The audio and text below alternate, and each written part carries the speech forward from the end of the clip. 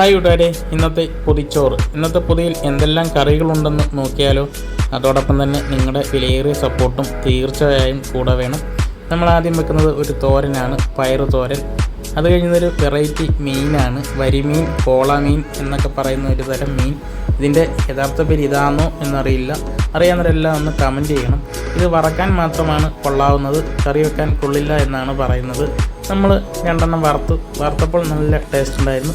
നമ്മളിന്ന് കറിയും വെച്ചു, സാധാ രീതിയിലല്ല, വറുത്തരച്ച് കറി വെച്ചു.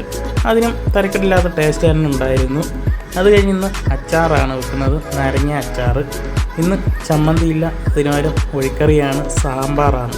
ഇത്രയുമാണ് ഇന്നത്തെ പൊതിയിലുള്ള കറികൾ.